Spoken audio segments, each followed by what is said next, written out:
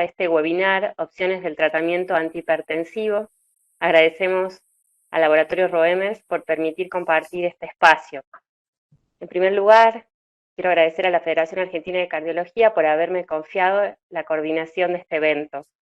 Y es un placer para nosotros presentar ahora al doctor Daniel Piscor, conocido por todos, quien ha presidido nuestra querida Federación Argentina de Cardiología en 2017, ha sido presidente de la Sociedad Argentina de Hipertensión Arterial, es un destacado miembro de la Sociedad Americana de Hipertensión Arterial y de la Sociedad Interamericana.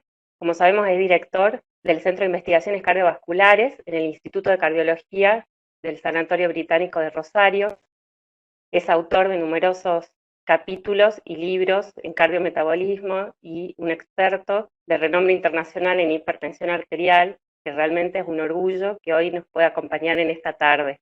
El tema de su presentación es hipertrofia ventricular izquierda, diabetes, nefropatía, cómo elegir el mejor antihipertensivo para mi paciente. Bienvenido, doctor, le cedo la palabra. Muy bien, muchas gracias, Ludmila, por tu presentación, excesiva presentación. Sé que viene más del afecto mutuo que de cualquier otra cosa, así que te la agradezco. Y muchas gracias a la FAC por haberme invitado a este webinar, Opciones del Tratamiento Antihipertensivo. Como decía Ludmila, yo voy a hablar de hipertrofia ventricular izquierda, diabetes, nefropatía, cómo elegir el mejor antihipertensivo para mi paciente. La hipertensión en el corazón afecta prácticamente todos los compartimientos y estirpes celulares. A nivel del miocardio, afecta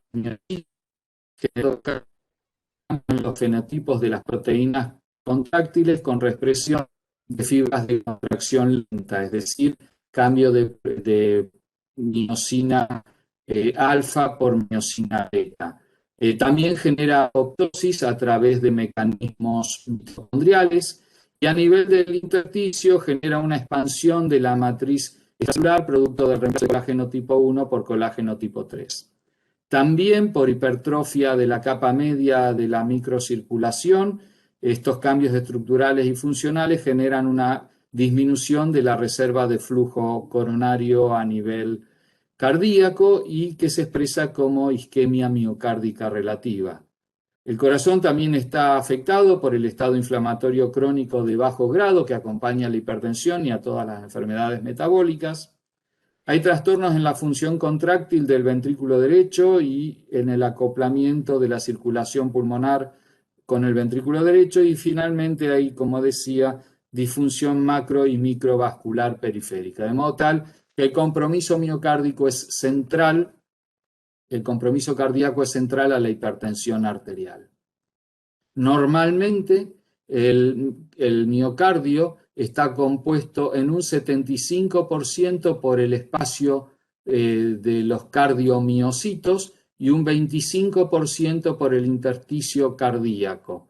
Y dentro de este 25% el colágeno es la estructura microscópica que más frecuentemente compone este espacio intersticial. Fíjense y recuerden 25%. ¿Qué ocurre cuando un individuo desarrolla hipertensión? Hay lo que se llama fibrosis intersticial reactiva. Esto se ve no solo en la hipertensión, sino en algunos desórdenes valvulares, en las diabetes e inclusive en el proceso de envejecimiento. Distinto a lo que ocurre con la fibrosis intersticial infiltrativa, por ejemplo, de la amiloidosis, o de la fibrosis de reemplazo con escaras, donde hay, como dijimos, muerte celular y reemplazo por tejido fibrótico, como ocurre, por ejemplo, en la enfermedad coronaria o en las enfermedades inflamatorias crónicas. De modo tal que tenemos un fenotipo de fibrosis miocárdica específico del sujeto hipertenso. ¿Cuál es el impacto de esto? Acá comparamos con una resonancia magnética con realce tardío en lo que se llama T1 mapping, lo que ocurre en el voluntario sano, como ven ustedes, el volumen de la matriz extracelular en este caso era del 24,9%. La sustancia de contraste es específica para el tejido fibrótico y cuanto mayor es el tiempo, mayor es el contenido de tejido fibrótico, mayor es la habilidad o avidez del tejido fibrótico para captar la sustancia de contraste. En este caso de un individuo normal, el tiempo hasta que se alcance el contraste del ventrículo izquierdo es 1200 milisegundos. ¿Qué es lo que pasa en el sujeto hipertenso? Como ven ustedes, por definición, la hipertensión expande la matriz extracelular, en este caso puntual, 1169 milisegundos de T1 napping, pero el volumen extracelular aumenta significativamente. ¿Por qué los hipertensos desarrollan insuficiencia cardíaca? Porque como ven, la expansión de la matriz extracelular en el individuo hipertenso que desarrolla insuficiencia cardíaca con fracción de eyección preservada es máxima. Hablamos de un 25% normal, en este caso puntual llega al 36%, y esto se ve expresado por una captación del tejido fibrótico que es significativamente mayor que en los sujetos voluntarios sanos o en los sujetos hipertensos, pero el T1 post-contraste es significativamente menor, es decir, cuanto mayor es el tejido fibrótico, el tejido colágeno del ventrículo izquierdo, el contraste es más rápidamente captado. De modo tal que acá vemos lo que es la evolución natural de un voluntario sano a un hipertenso con insuficiencia cardíaca, cómo afecta la matriz extracelular la hipertensión arterial. ¿Y por qué hago tanto hincapié en la expansión de la matriz extracelular, la fibrosis miocárdica? Porque la fibrosis miocárdica, como se ve en este estudio, correlaciona con disfunción diastólica. En círculos amarillos tenemos a los normotensos, en círculos celestes a los hipertensos sin hipertrofia ventricular izquierda y en triángulos rojos los hipertensos con hipertrofia ventricular izquierda. Fíjense que cómo aumenta la magnitud de la fibrosis desde los normotensos hasta los hipertensos con hipertrofia, y en la medida que esto ocurre decrece el volumen de llenado del ventrículo izquierdo, lo que sería la onda E del Doppler del orificio valvular mitral, es decir, un claro impacto en la función diastólica en la medida que aumenta la fibrosis. Ahora, ¿cuál es el impacto de las drogas en la regresión de esta hipertrofia ventricular izquierda? Esta es una última revisión del año 2018, pero básicamente decirles que el impacto en la regresión de la hipertrofia ventricular izquierda con cualquiera de las familias de drogas es muy pobre. Podemos lograr en promedio entre un 5 a un 6% de regresión de la hipertrofia ventricular izquierda, lo que equivale a más o menos un ventrículo izquierdo que en promedio puede tener entre 90 y 100 gramos, corregido por superficie corporal, estemos hablando de 5 o 6 gramos. De todas maneras, estos 5 o 6 gramos de reducción del índice de masa ventricular izquierdo tienen impacto en el pronóstico de los pacientes, pero la magnitud de la regresión es realmente muy pequeña. Y esto lo digo en función de un estudio que publicamos hace pocos meses o semanas atrás, donde controlamos a un grupo de 285 hipertensos. ¿Y qué es lo que vimos? Que realmente el índice de masa ventricular izquierdo promedio y la frecuencia de hipertrofia ventricular izquierda en 5 años de tratamiento no se modifican sensiblemente. La reducción del índice de masa ventricular izquierdo en promedio fue de 4 gramos por metro cuadrado de superficie. Pero fíjense qué es lo que pasa con la función diastólica. Tenían al inicio 85% de los sujetos función diastólica normal y al final de los 5 años de seguimiento esto aumentó significativamente al 95%. Es decir, que básicamente con el tratamiento lo que estamos mejorando es la función ventricular y lo que estamos reduciendo es el riesgo de desarrollar nueva insuficiencia cardíaca. ¿Por qué? Porque probablemente el tratamiento de la hipertensión arterial tenga más impacto sobre la expansión de la matriz extracelular que sobre el remodelado miocitario. Es decir, el mayor beneficio es mejorar la función diastólica de nuestros pacientes. Y en este contexto, quiero mostrarles este estudio de un amigo, César Romero, que está trabajando en Atlanta, en la universidad. Él hizo este estudio comparando un grupo comparador contra un grupo lisinopril para determinar si en individuos de raza negra el bloqueo del sistema renina-angiotensina era beneficioso para el remodelado ventricular izquierdo, porque ustedes saben que en los negros, la gente de raza negra en general no se recomienda bloqueadores del sistema renina-angiotensina. Sin embargo, fíjense que es lo que observó él, que agregando o tratando con lisinopril a individuos de raza negra, estos dos biomarcadores, la metaloproteinasa de la matriz 1 y ACSDKP, que son biomarcadores que explican la expansión, es decir, la expansión de la matriz extracelular o su degradación, evolucionan favorablemente. Hay menor expansión y mayor degradación de la matriz extracelular precisamente cuando se inhibe el sistema renina-angiotensina-aldosterona. Y probablemente este es el principal mecanismo de estas familias de drogas. Y es lo que hemos visto en varios estudios, les muestro solo algunos de ellos, muy poquitos, como el estudio ALDO DHF, que incluyó 500 pacientes hipertensos con insuficiencia cardíaca con fracción de eyección preservada, y mostró cómo el agregado de espironolactona en estos pacientes, comparado contra placebo, precisamente redujo el índice de masa ventricular izquierda y mejoró este parámetro de disfunción diastólica, que está entre los 4 criterios de disfunción diastólica, que expresa la presión de fin de diástole del ventrículo izquierdo, como es la relación EE'. Es decir, un bloqueador del receptor mineralocorticoide como beneficioso en los pacientes que tienen hipertrofia y disfunción cardíaca. Esta es la evolución natural. Vamos a pasar ahora al tema de las nefropatías, que es el segundo tema.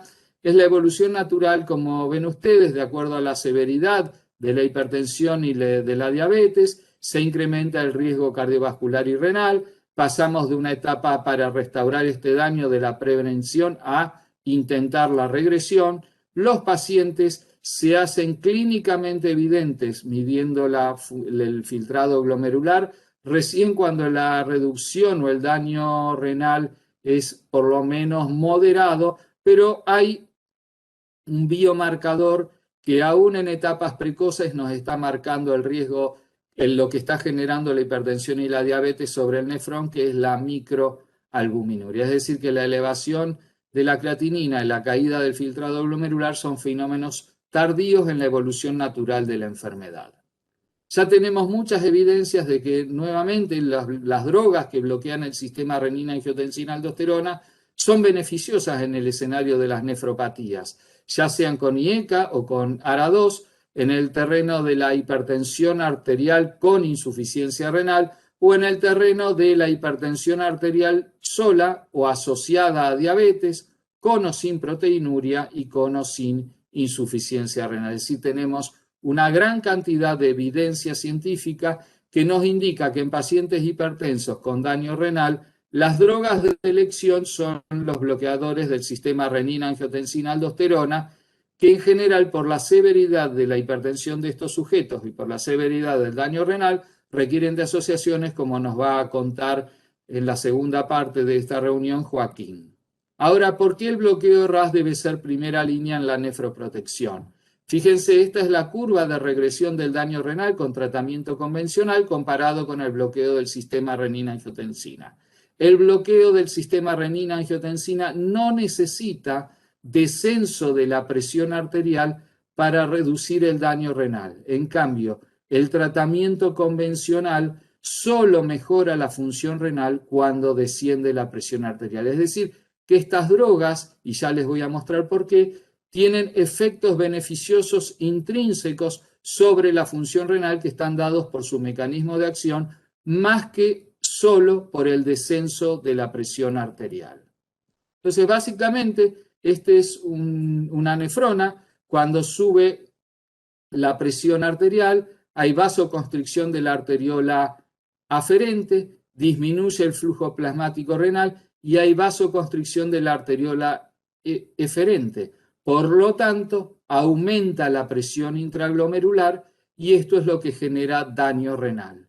¿Qué es lo que ocurre cuando damos un bloqueador del sistema renina-angiotensina-aldosterona? Hay vasodilatación de la arteriola eferente, por lo tanto, se reduce la presión intraglomerular, es decir, no hay solo vasodilatación de la arteriola aferente, sino también de la eferente, y esto genera caída de la presión intraglomerular. Mientras que los tratamientos estándares no tienen efecto sobre la arteriola eferente, solo disminuyen la presión arterial en la arteriola aferente y la presión intraglomerular no desciende tanto, desciende solo por el descenso de la presión arterial, pero no por esta vasodilatación. Como consecuencia, entonces, se reduce la presión intraglomerular, que es lo que genera el daño en el glomérulo y la evolución a la nefropatía hipertensiva, diabética, etcétera, etcétera. Y es por eso que inicialmente cae la tasa de filtrado glomerular, pero en realidad esta caída de la tasa del filtrado glomerular nos está diciendo que el mecanismo de beneficio del tratamiento antihipertensivo, que es la caída de la presión intraglomerular, está siendo efectivo con el tratamiento que indicamos. Así que este es el mecanismo por el cual se benefician nuestros pacientes. Y quiero avanzar sobre una nueva familia de drogas, como son, o relativamente nuevas, podríamos decir, como son los inhibidores de SGLT2, que en este estudio dapaglifosina en pacientes con enfermedad renal crónica, para los cuales no se incluyeron pacientes hipertensos o diabéticos como criterio de inclusión, sino que el criterio de inclusión fue una caída precisamente del filtrado glomerular y un incremento en la excreción urinaria de albúmina. ¿Y qué es lo que mostró este estudio? Fíjense, en promedio 43% del filtrado glomerular calculado, más del 90% de los o el 90% de los pacientes tenían por lo menos una moderada caída de la función renal y el 67% eran diabéticos, o sea que se incluyó un 30 y algo por ciento de pacientes que no eran diabéticos y a los que se les administró el inhibidor SGLT2.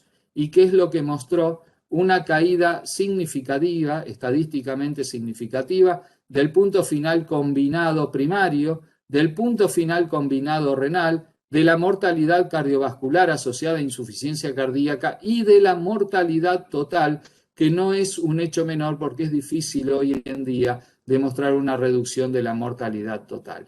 Y fíjense cuál fue el beneficio. El total, una reducción de más de casi el 30%. Y estuvo en la misma dirección en pacientes diabéticos y no diabéticos, en los que tenían un filtrado glomerular calculado mayor o menor a 45, en los que tenían una excreción urinaria de albúmina en rango nefrótico o en los que no los tenían, y en los que estaban hipertensos o en los que no estaban hipertensos. De modo tal que a futuro, cuando pensemos también en nefroprotección en nuestros pacientes hipertensos y en nuestros pacientes cardiometabólicos, vamos a tener que empezar a pensar en esta familia de drogas, los inhibidores SGLT2. Voy a tocar entonces ahora el último punto, la elección del tratamiento en los pacientes diabéticos. Y fíjense, son los casos de nueva diabetes en los pacientes que eran tratados con bloqueadores del sistema renina-angiotensina, tanto ARA2 como IECA. ¿Y qué es lo que se vio? Que cuando tratamos a un paciente, y en este caso particular a pacientes hipertensos, el riesgo de desarrollar nueva diabetes se redujo con ambas familias de drogas en alrededor de un 20%. Es decir, pacientes hipertensos que tratamos con bloqueo del sistema renina-angiotensina van a tener una incidencia un 20% menor de nuevos casos de diabetes. Veremos ahora si esto es relevante desde el punto de vista pronóstico y desde el punto de vista clínico. Y en un estudio como el estudio Ascot-BPLA, en el que se comparó una rama de atenolol más menos tiazida, de acuerdo a si no se controlaba la presión, versus una rama de amlodipina más menos perindopril, cuando la amlodipina sola no lograba normalizar la presión, se vio una significativa diferencia en los niveles de glucemia en los 5 años de seguimiento, en los niveles de colesterol HDL, en los niveles de triglicéridos y, como era de esperar, en los niveles de creatinina. Es decir, que estos fármacos tienen un perfil metabólico muy favorable para tratar pacientes con trastornos metabólicos. De modo tal que cuando pensemos en antihipertensivos para tratar a nuestros pacientes diabéticos, sepamos que los alfa bloqueantes mejoran la sensibilidad a la insulina y que producen un aumento del colesterol HDL y reducción del colesterol LDL.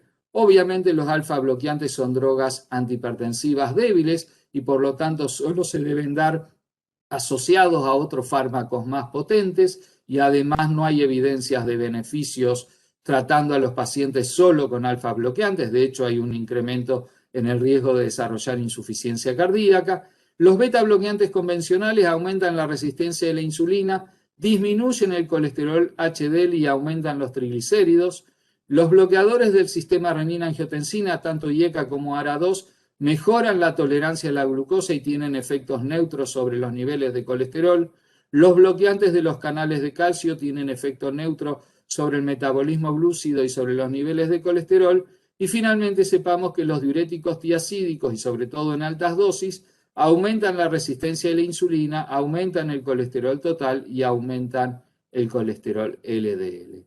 ¿Por qué son importantes los efectos metabólicos de los fármacos antihipertensivos? Porque fíjense los nuevos casos de diabetes inducidos por el tratamiento y el riesgo de tener un evento cardiovascular. Cuando los pacientes no tienen diabetes, se comparan con los que tenían diabetes previa o desarrollan nueva diabetes durante el tratamiento. Fíjense la probabilidad de sobrevida libre de eventos, como en los que desarrollan nueva diabetes es casi la misma que para los que tenían diabetes previa. Y la frecuencia de eventos por 1000 pacientes por año es de alrededor del 4 o el 5%. Es decir, comparado contra el menos del 1% en los que no desarrollan nueva diabetes. Entonces, cuando tratemos a nuestros pacientes hipertensos, es preferible tratarlo con drogas metabólicamente neutras o metabólicamente beneficiosas. Entonces, para ir cerrando, el tratamiento antifibrótico en la regresión de la hipertrofia mediada por hipertensión, la relevancia del bloqueo del sistema renina-angiotensina y los antagonistas del receptor mineralocorticoide, hemos creo que planteado esta problemática. El tema de la vasodilatación de la arteriola deferente como eje central de la nefroprotección para indicar el bloqueo RAS. Hay mecanismos emergentes en la nefroprotección tanto en presencia como en ausencia de nefropatía diabética, como vimos los inhibidores de SGLT2. Y finalmente, tener en cuenta la relevancia de los efectos adversos metabólicos en la selección de antihipertensivos en diabetes tipo 2. Muchas gracias por escucharme y ahora, Ludmila, te paso para que sigas coordinando la presentación. Muchas gracias, doctor. Excelente la presentación. Siempre tan claro, preciso en cada uno de los tópicos. Bueno, a continuación le voy a presentar al doctor Joaquín Serra. Él es especialista en cardiología, máster en hipertensión arterial, actual presidente de la Sociedad de Cardiología de Entre Ríos y es quien va a presidir el comité organizador del próximo congreso de la Sociedad Argentina de Hipertensión Arterial. Bienvenido, doctor Joaquín Serra. Nos vas a hablar sobre combinaciones fijas de las guías a la indicación del consultorio. Hola, buenas tardes. En primer lugar, por supuesto, agradezco a la Federación Argentina de Cardiología, en especial al doctor Diego Martínez, presidente del Comité de Hipertensión de la FAC, por la invitación. Tu presentación también, Ludmila. Simplemente soy expresidente de la Sociedad de Cardiología de Entre Ríos. Y también quería agradecerle, por supuesto, al sponsor, Laboratorio Roemers, sponsor incondicional de la Federación Argentina de Cardiología, ¿no? Especialmente en tiempos difíciles como estos. Y sí, tal cual lo decía Ludmila recién, mi presentación va a ser sobre combinaciones fijas, de las guías a la indicación de consultorio. Ustedes saben que en general este tema, que es un tema que se habla tanto de hipertensión como de otras guías, siempre se pone casi como una cuestión dicotómica este tema de las guías presentándose como un mundo casi ideal o idílico contra el consultorio, que es donde picamos la piedra, digamos, y donde hacemos el mundo real. Entonces yo quisiera en estos próximos minutos mostrarles a ustedes qué hacemos un poco los argentinos, porque lo que vamos a hablar es de eso, ¿no? Del consultorio nuestro, del consultorio de acá de Argentina de todos los días, qué hacemos nosotros y qué podríamos mejorar. Entonces, hablando de las guías, por supuesto que voy a poner el foco en el Consenso Argentino de Hipertensión Arterial, que es nuestra guía. Ustedes saben, en el 2017 fue publicado el consenso conjunto de la Federación Argentina de Cardiología, la Sociedad Argentina de Hipertensión Arterial y la Sociedad Argentina de Cardiología. ¿Qué dice el consenso nuestro consenso sobre las combinaciones farmacológicas? Y ustedes fíjense que habla que las combinaciones farmacológicas deberían ser indicados en todos los pacientes que tienen hipertensión arterial nivel 2 o nivel 3 con una indicación 1 y nivel de evidencia A. Es decir, esto es el nivel de evidencia y la recomendación más fuerte que puede hacer una guía o un consenso. E incluso para la hipertensión arterial nivel 1, lo recomiendan también con un nivel de evidencia menor, nivel de evidencia C, que es la recomendación de expertos. Analicemos un poquito el algoritmo que propone el Consenso Argentino de Hipertensión Arterial, porque me parece que este algoritmo es sumamente interesante y acá aparece uno de los puntos en donde quizá haya algún tipo de conflicto. Si ustedes ven, el consenso recomienda para los hipertensos nivel 1, o sea, 140, 159, 90, 99, tratar con monoterapia, pero aquellos pacientes de bajo riesgo. Por el contrario, los hipertensos nivel 2 y nivel 3, para todos ellos, ya por el solo hecho de que tienen hipertensión por arriba de 160, son riesgo moderado, para todos ellos se recomiendan las combinaciones farmacológicas. Y hay aquí una flecha que entiendo que muchísimas veces la olvidamos y que es ni más ni menos que a los pacientes que tienen niveles de presión en nivel 1, pero que tienen un riesgo moderado a alto, también deberían pasar a las combinaciones farmacológicas. Vale decir que una vez establecido el diagnóstico de hipertensión arterial, deberíamos nosotros poner más el foco en el riesgo cardiovascular que el paciente tiene que en la cifra propia de presión arterial que este paciente tiene. Y estratificar el riesgo cardiovascular es fundamental y es absolutamente recomendado por prácticamente, o no por prácticamente, es recomendado por todas las guías de hipertensión. Y si después da un poquito en la discusión, me gustaría ampliar algo sobre este algoritmo. No tengo ninguna duda que ustedes todos conocen esta tabla para estratificar riesgo, es absolutamente conocida, hay infinidad de tablas, pero tampoco tengo duda que no la usamos en forma adecuada o la cantidad de veces que deberíamos utilizarla. Y si ustedes ven aquí, si uno traza el corte en 140-90, que es lo que nuestras guías proponen como corte para hipertensión arterial, empezando, por supuesto, desde aquí en adelante, del 140 en adelante, si uno analiza el grupo de bajo riesgo con indicación para monoterapia, es realmente pequeño. Muy por el contrario, más del 80% de nuestros hipertensos entran en el grupo de combinaciones de fármacos. Y esto probablemente sea una de las primeras disociaciones que hay entre las guías y lo que nosotros hacemos en el consultorio.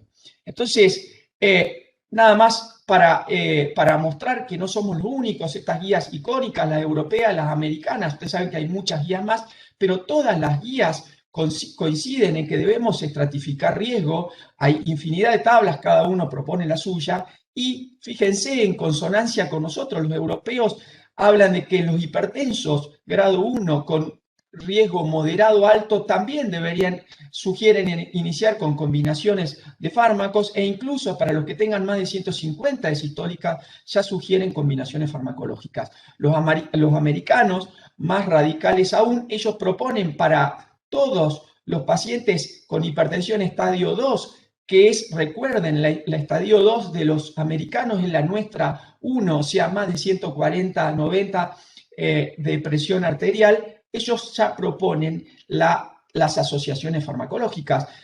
vale decir que hay una fuerte recomendación sobre lo que son las asociaciones. Esto es simplemente un repaso de las guías.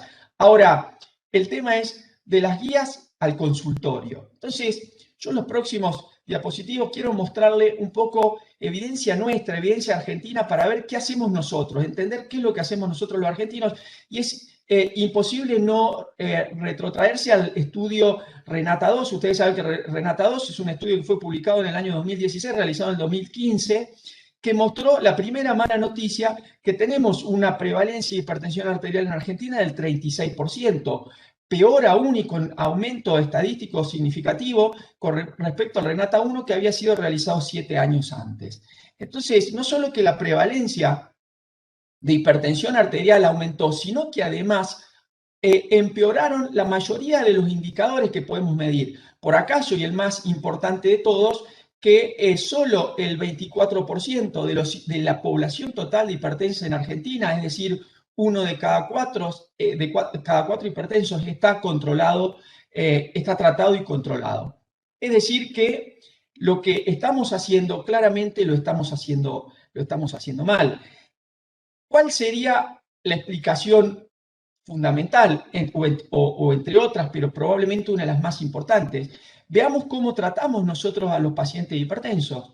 El 73% de los hipertensos tratados en Argentina, según el Renata 2, están tratados con un solo fármaco, o sea, monoterapia. Y solo el 21% están tratados con 2 drogas y el 5% con 3. Esto también es muy parecido a lo que se había mostrado en el Renata 1, incluso con monoterapia hasta un poquito superior. Vale decir que no hemos aprendido mucho en todos estos años.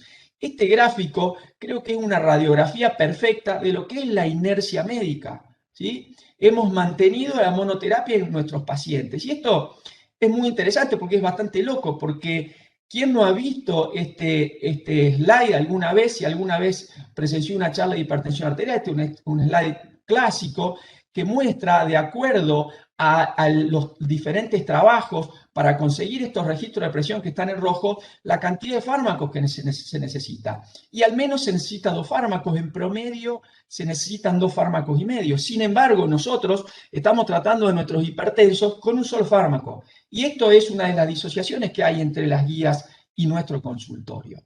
Y esto para recordar, fíjense, ya no de la población total de hipertensos, muchos de ellos desconocidos no van al consultorio, pero si vemos los pacientes que van al consultorio, la premisa de esta charla, los que van al consultorio en Argentina, los que entran al consultorio según el Renata 2, solo el 43,6% está tratado y controlado. O sea que erramos en más de la mitad o fracasamos en el control adecuado de la presión arterial.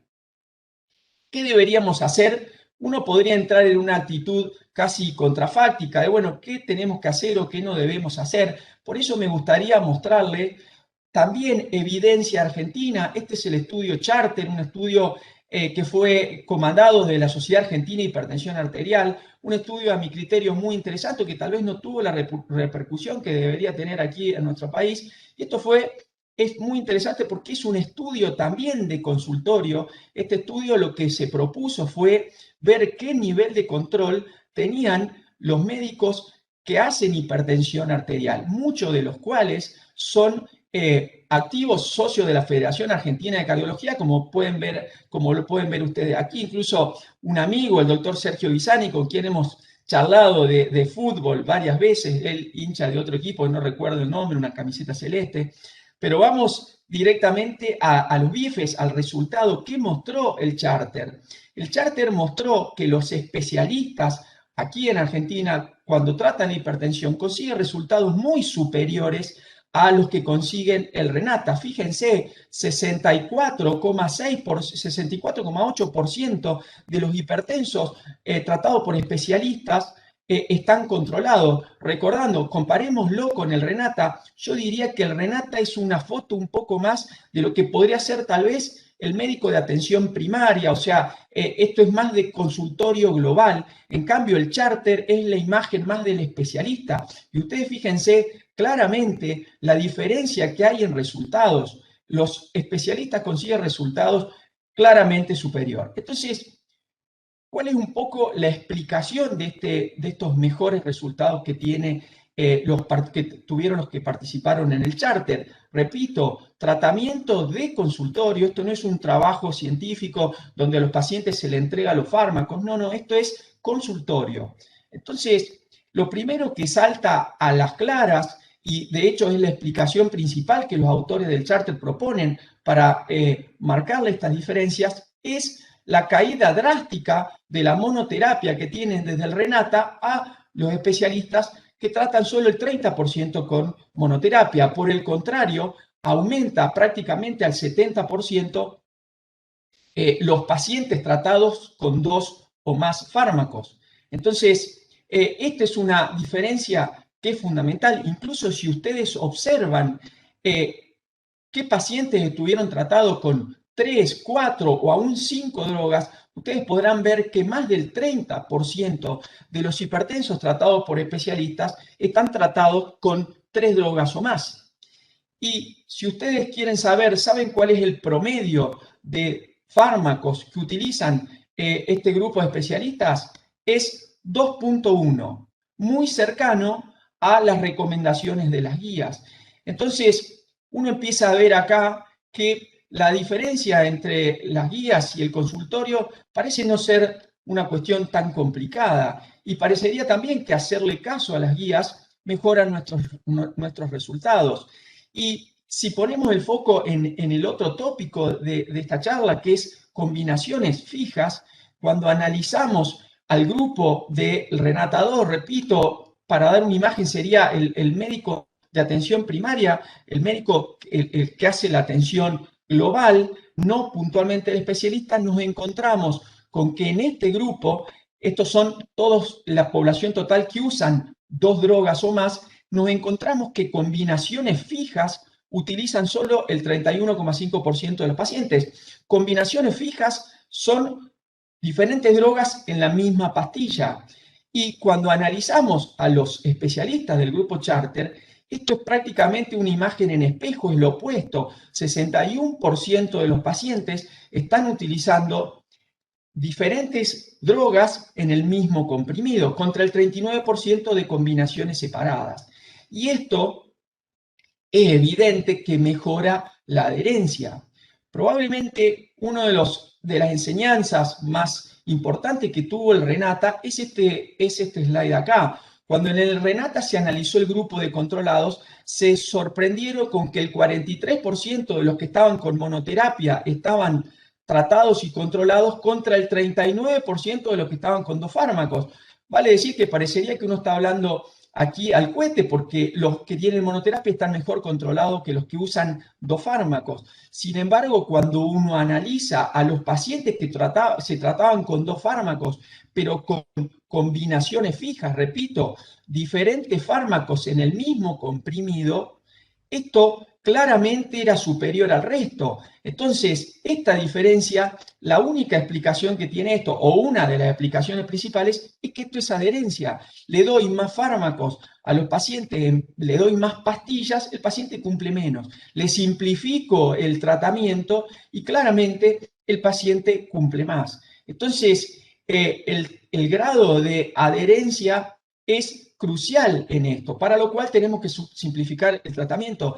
Y traigo este trabajo, que no es un trabajo hecho en Argentina, pero es también del mundo real y me parece sumamente interesante. Este trabajo realizado por el doctor Brian Williams y el doctor Maciej Tomaszewski, amigo personal del doctor Daniel Piskors. Este trabajo que lo hicieron en República Checa y en Gran Bretaña, lo que hacían eran pacientes que iban al consultorio con registro de presión arterial elevado, se hacía un dosaje de los fármacos que tenían indicado, se hacía un dosaje en orina. Y fíjense cuán interesante es esta gráfica. Esto es nivel de no adherencia. Observen que a medida que voy aumentando el número de comprimidos de antihipertensivos indicados, el nivel de no adherencia llega hasta el 80%. Es decir, que queda bastante claro que nosotros para controlar a nuestro hipertenso debemos simplificar los tratamientos, y la forma de simplificarlo no es dándole un solo fármaco en monoterapia, sino dando las combinaciones fijas y aumentando la cantidad de fármacos. Aumentamos la cantidad de fármacos, pero disminuimos la cantidad de pastillas, de comprimidos. Y esto es del mismo trabajo. Observen que cada vez que aumentamos el número de comprimidos, aumenta el riesgo relativo en un 85% de no adherencia. O sea que la adherencia es algo que debería ser tenido muy en cuenta, y esto también es algo que las guías continuamente lo remarcan. Guía que ustedes lean, siempre van a encontrar que sugieren, por supuesto la Argentina lo tiene, el consenso argentino sugiere analizar y evaluar en los pacientes que no son adecuadamente controlados, evaluar adherencia. Hay un montón de test. Este es un test muy simple, el de Morisky-Green, un test de solo 4 preguntas en donde uno puede orientarse del nivel de adherencia que tiene con hacer solo 4 preguntas que se responden por sí o por no. Está el Morisky-Green modificado que tiene 8. Elijan ustedes el que más les guste, pero sí debemos tener en cuenta que nosotros deberíamos evaluar adherencia, y esto lo recomiendan las guías y muchas veces no lo hacemos. Y finalmente ya cuando se analiza qué tipo de asociaciones utilizaron los especialistas, van a encontrar que más del 80% de las asociaciones que se utilizaron son las asociaciones que están en verde por el consenso argentino, que es lo que se llama combinaciones preferentes, es decir, que se utilizaron las recomendaciones sugeridas por las guías.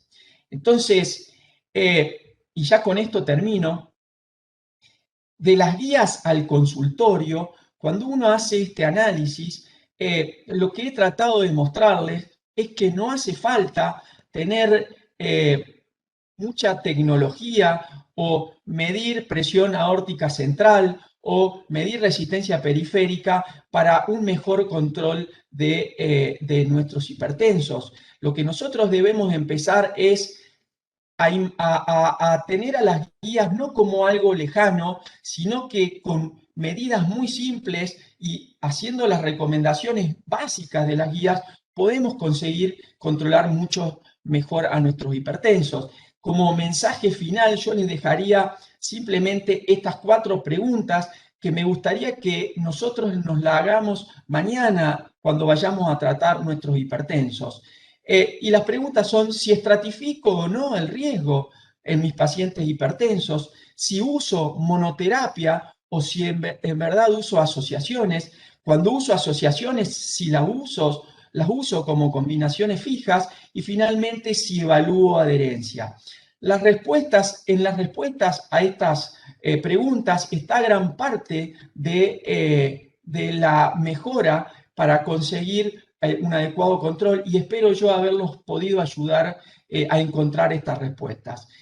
Como última cosa, quisiera ya invitarlos y que vayan agendando la fecha del 28 al 30 de abril del año 2022, que vamos a realizar el 28º Congreso Argentino de Hipertensión Arterial en la ciudad de Rosario, que si Dios quiere y la pandemia nos lo deja, será por primera vez en formato híbrido. Muchísimas gracias a todos, y por supuesto que quedo para la discusión y lo que podamos charlar. Muchísimas gracias, Joaquín. Bueno, si me permiten, voy a presentar a quienes forman parte de nuestro panel de expertos. Ambos son miembros de nuestro comité de hipertensión arterial de la Federación Argentina de Cardiología. Está el doctor Mauro Ruize, quien es vicepresidente de la Sociedad de Cardiología de Santiago del Estero y es docente de la Facultad de Ciencias Médicas, experto en hipertensión arterial. Bienvenido, doctor. Y también le voy a dar la bienvenida a la doctora Silvia Trujillo, quien nos acompaña y es vocal de nuestro querido Comité de Hipertensión Arterial. Quedan abiertos los micrófonos para las preguntas de los expertos. Bueno, muchas gracias, Lumila, y sobre todo agradecerle a Daniel y Joaquín por las charlas realmente muy esclarecedoras. La verdad que pregunta, digo, estamos con todas las guías, nos dicen que las combinaciones fijas nos mejoran el compliance, la adherencia, mejoran los costos, a lo largo disminuyen los eventos cardiovasculares fatales y no fatales. Y digo, en nuestro estudio de 2016, 73% mostró Joaquín que realmente usan monoterapia y 1 de cada 4 argentinos está bien controlado. Creo que estamos en el 2021 y si hacemos un estudio no cambiamos mucho. Entonces la reflexión es, ¿por qué los médicos somos tan resistentes a la combinación de fármacos a dosis fijas?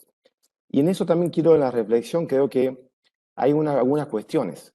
La verdad, con la creciente malestar económico, con todo esto, la pandemia, más pobreza, hay una cosa que refleja tanto el servicio social, tanto público como el privado, también no tenemos en la parte pública combinaciones fijas.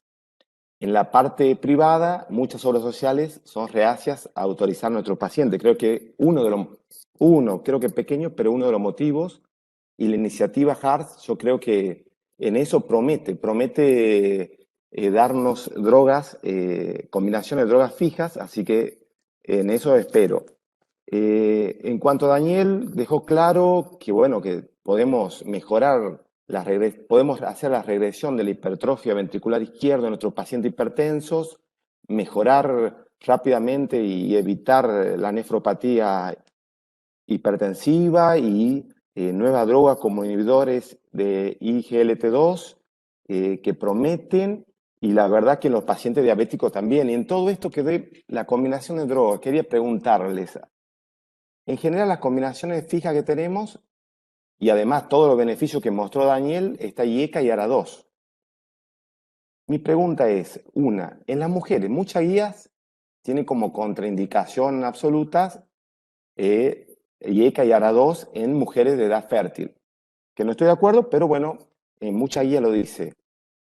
En las mujeres, en su consultorio, una de las preguntas es si usan los IECA y ARA2 en mujeres de edad fértil o cuáles drogas dan. Y otra es, tanto beneficio y ECARA2, ¿cuáles son las drogas? ¿Cuál es la droga de elección de esas dos familias que usan ustedes en su consultorio?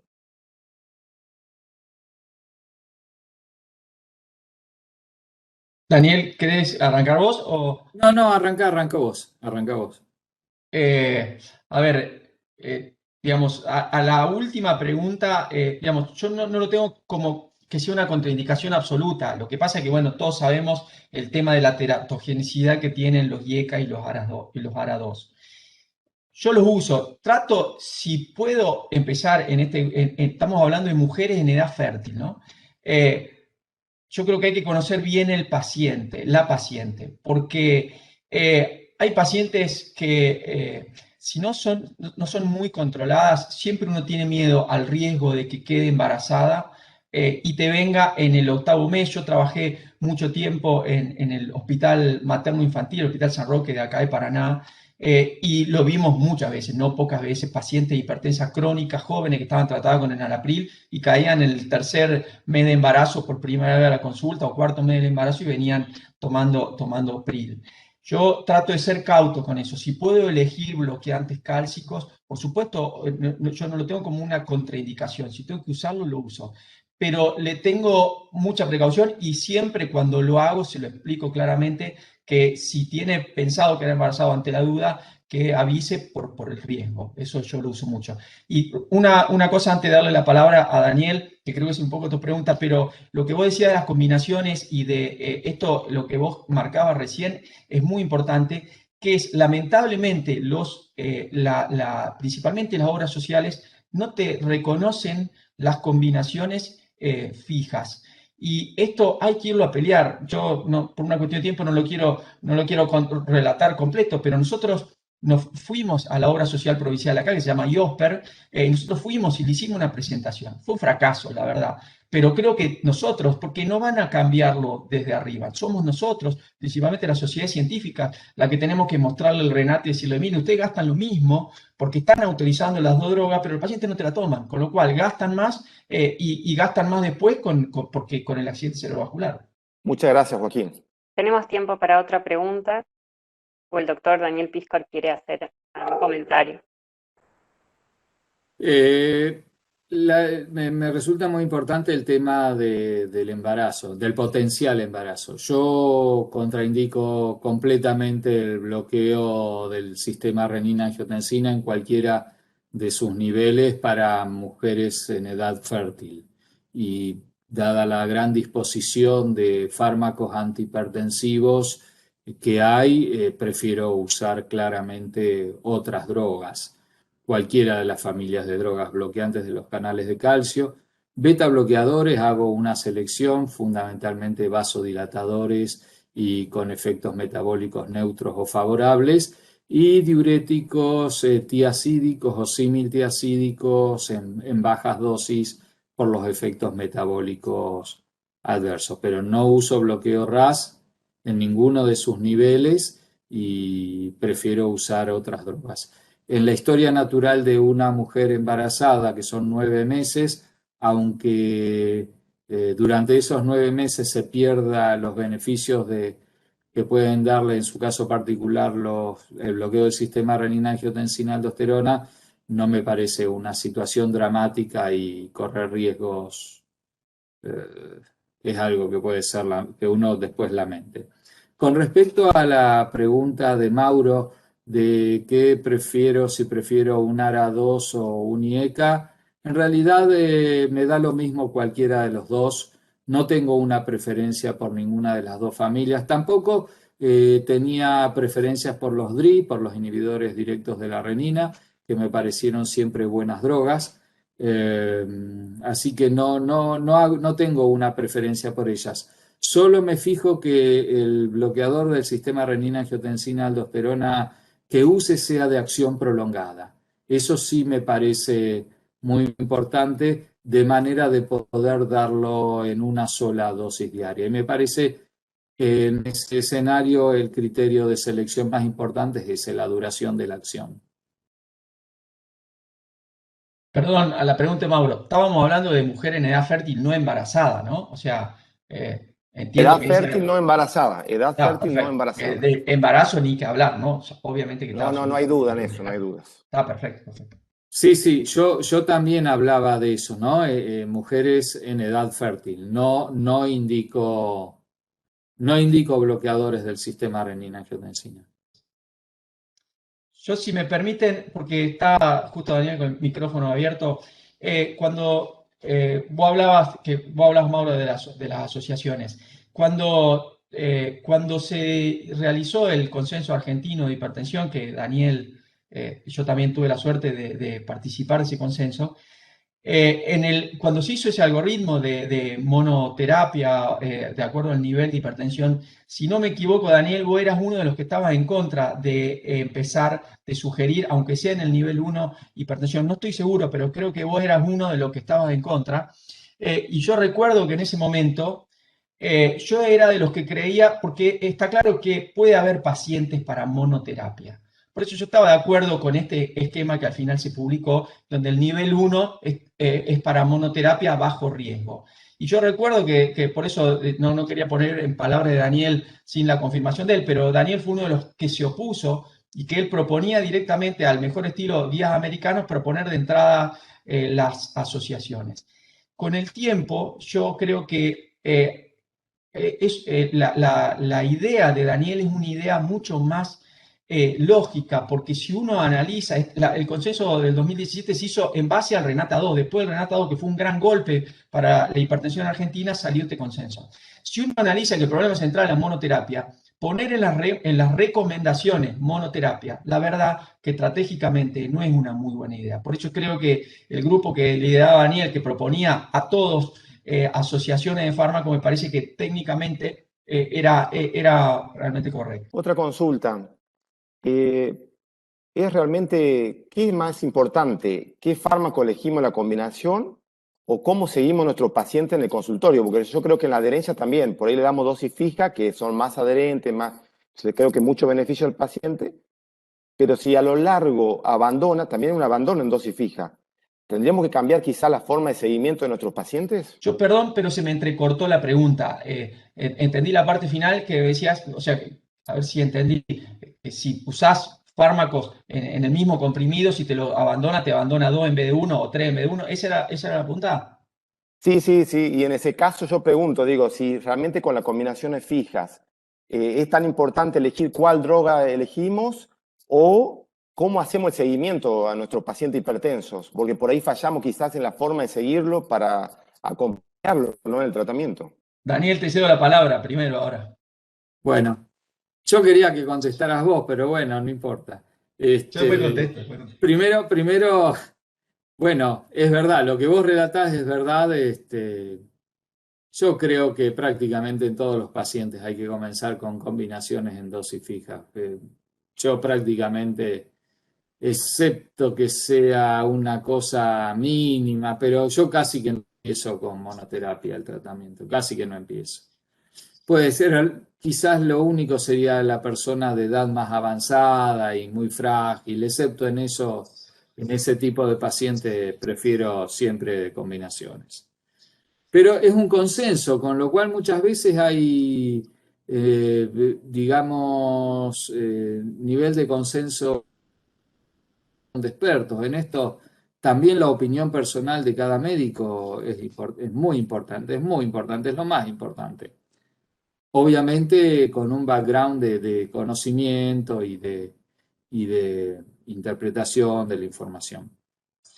Yo creo que siempre, desde el punto de vista de la adherencia y de la persistencia, que son las dos variables más importantes, que en este caso vos, Mauro, estás hablando de persistencia, no hay duda que las combinaciones son la mejor elección, porque los pacientes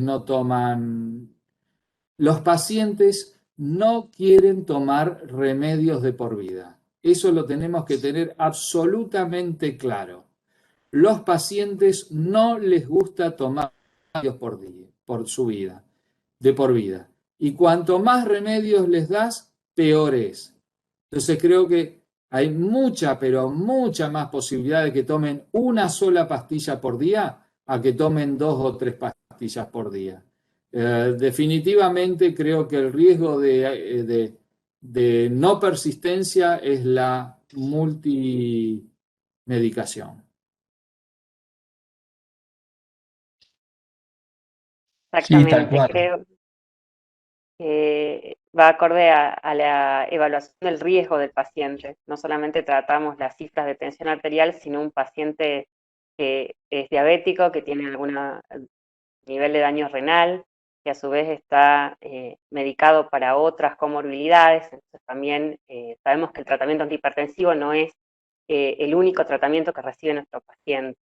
La verdad que ha sido una hora en la que hemos compartido sobre todo la experiencia y este tan esclarecedor panorama que tenemos, sobre todo de intentar siempre revalorizar las subespecialidades clínicas, como lo es la nuestra en hipertensión arterial, y ver que realmente el tratamiento, el manejo y el abordaje de nuestros pacientes es diferente cuando lo hacemos desde esta perspectiva.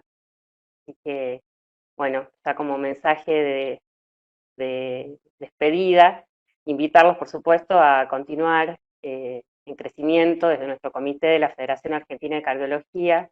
Nos enorgullece porque cada vez tenemos un número mayor de cardiólogos o de médicos clínicos, nefrólogos, endocrinólogos que se interesan por el manejo desde una perspectiva de especialista de la hipertensión arterial, y la verdad que eso, sin dudas, si repetimos algún estudio como Renata, deberíamos ir encontrando paulatinamente mejores números, por lo menos es la esperanza que siempre mantenemos. Así que muy agradecida por todos los asistentes, sobre todo a los disertantes, panelistas, y bueno, aquí les dejo alguna palabra que quieran compartir y les agradezco nuevamente haber participado de este webinar.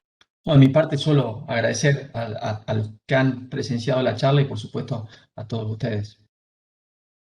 Bueno, muchas gracias, gracias a la invitación, gracias Joaquín, gracias Lumila, gracias Mauro, y nos vemos pronto. Cuídense. Chau, chau. Hasta pronto, gracias a todos. Chao, buenas tardes. Buenas tardes y muchas gracias.